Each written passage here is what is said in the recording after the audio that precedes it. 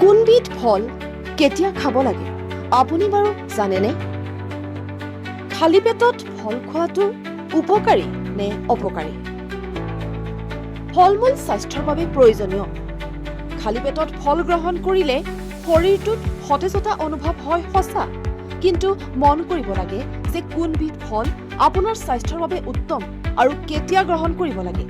পুৱাৰ সময়ত ফল-মূল গ্ৰহণ কৰাটো স্বাস্থ্যসন্মত, কিয়নো ফল-মূলত থাকে প্ৰচুৰ পৰিমাণে ফাইবাৰ আৰু পানী, যিয়ে আপোনাৰ দেহত পৰিশোধন অৰ্থাৎ ডিটক্সৰ কাম কৰে।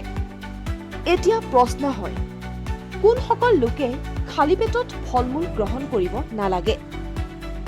যিসকল লোকৰ এচিডিটি বা গেষ্ট্ৰিকৰ সমস্যা আছে, তেওঁলোকে খালী পেটত টেঙাজাতীয় ফল যেনে মৌচম্বী, কমলা আদি খাব নালাগে। খাদ্য গ্ৰহণ কৰাৰ কিছু সময়ৰ পিছত গ্ৰহণ কৰিব পাৰে। কোন কেইবিধ ফল খালী পেটত খোৱাটো আৱশ্যকীয়? অমিতা পেট চাফা কৰাৰ লগতে কাহ কফৰ পৰাও ৰেহাই পাব। আপেল, যি ফাইবাৰ আৰু এণ্টি অক্সিডেণ্টেৰে ভৰপূৰ। তৰমুজত আছে পৰ্যাপ্ত পৰিমাণে পানী, যিয়ে আপোনাৰ শৰীৰ বহু সময়লৈকে হাইড্ৰেট কৰি ৰাখিব।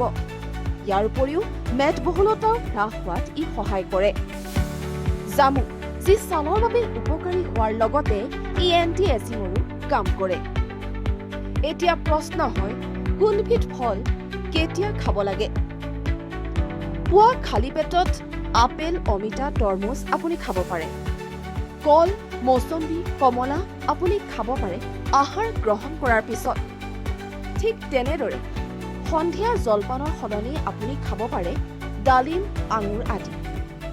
খালি ধ্যান ৰাখিব লাগে যে ফল-মূল আৰু আহাৰ গ্ৰহণ কৰাৰ মাজত অন্ততঃ আধা ঘণ্টাৰ ব্যৱধান থাকিব লাগে, যাতে আমাৰ শৰীৰটোৱে সেইখিনি গ্ৰহণ কৰিব পাৰে।